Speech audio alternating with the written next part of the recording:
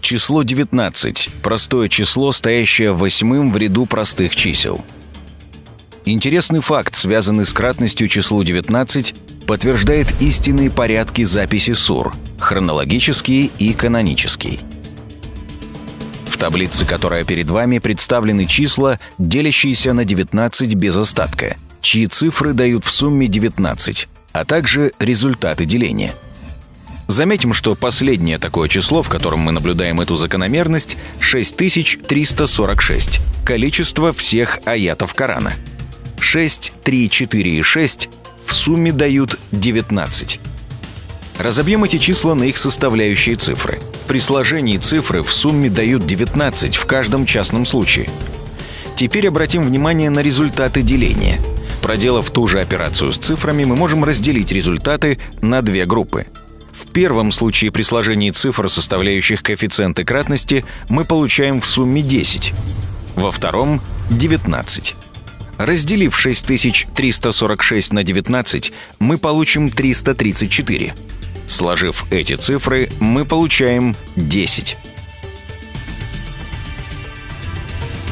Коран состоит из 114 сур, ниспосланных последовательно в хронологическом порядке и записанных в каноническом. 96-я сура Аль-Аляк «Сгусток» была ниспослана первой хронологически, а первая сура, открывающая Коран, Аль-Фатиха, пятой.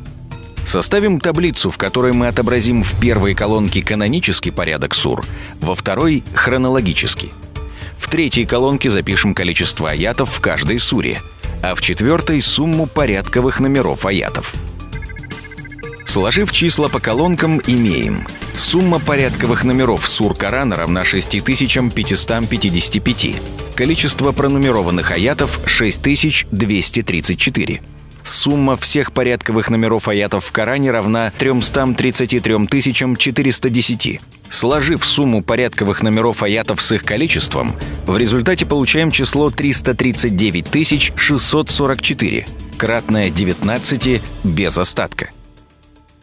Запишем в ряд номера сур Корана, хронологический номер, а затем канонический.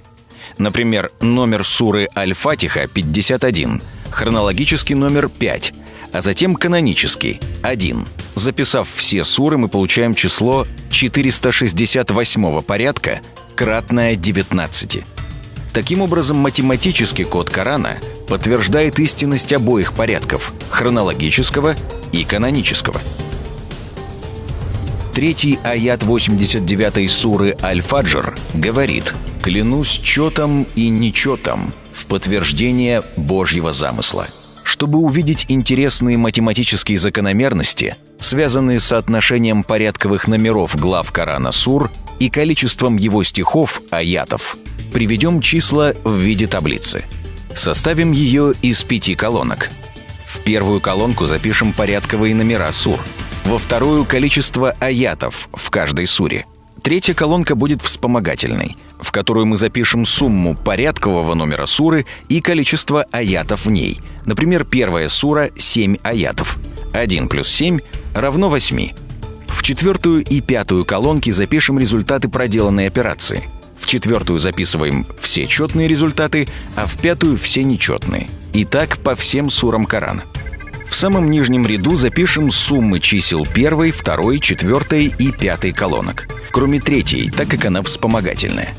Мы видим, что результат первой колонки симметричен пятой, или сумма всех порядковых номеров Корана, равная 6555, равна сумме нечетных результатов из пятой колонки, а сумма всех аятов Корана, равная 6234, равна сумме четных результатов из четвертой колонки. При поверхностном взгляде можно ошибочно подумать, что это просто закономерно или же подборка чисел. Однако при хоть немного глубоком анализе мы ясно видим, что такие совпадения невероятны и очень сложны по своей природе. Именно они указывают на явный замысел Создателя при структуризации своего послания. Теперь мы хотим обратить внимание на структуру Корана. Изучив, как составлен Коран, мы пришли к выводу, что при составлении и разбивке количество глав и стихов в каждой из них присутствовал замысел Создателя. Более того, структура Корана и ее симметричность служат защитой от внешнего вмешательства. Итак, Коран состоит из 114 сур. 60 сур содержат четное количество аятов. Оставшиеся 54 суры составлены из нечетного количества аятов. Из 60 сур с четным количеством аятов 30 имеют четный порядковый номер и 30 – нечетный. Из 54 сур с нечетным количеством аятов 27 имеют четный порядковый номер и 27, соответственно, нечетный.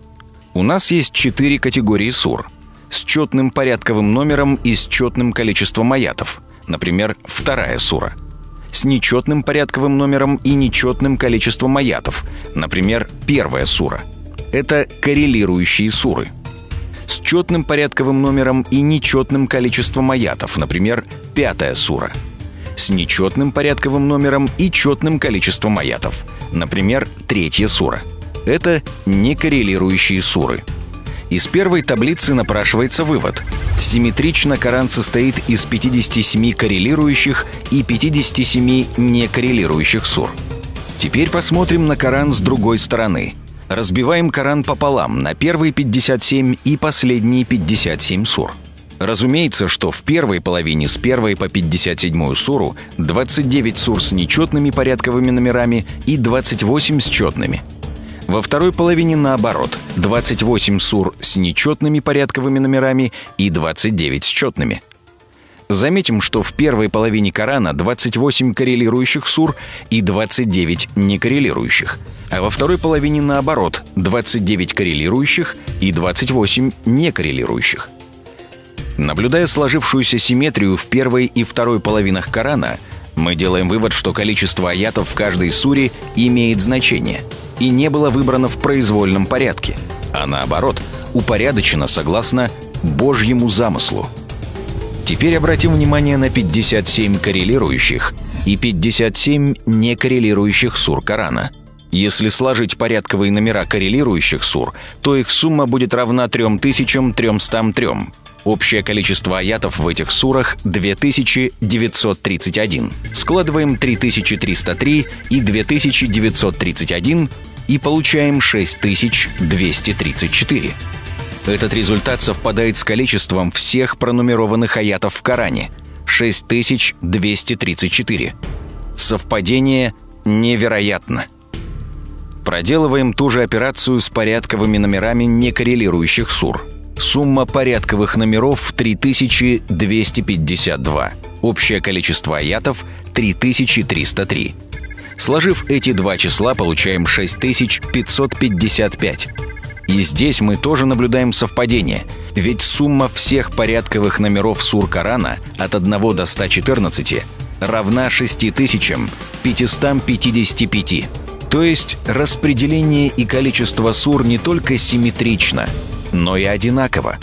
А результаты сложения порядковых номеров и количества аятов в сурах этих групп полностью совпадают с результатами сложения таких же показателей во всем Коране. Мы видим, такие совпадения не могут быть случайны. Соответственно, Бог запланировал такой порядок в Коране. Во имя Бога милостивого и милосердного.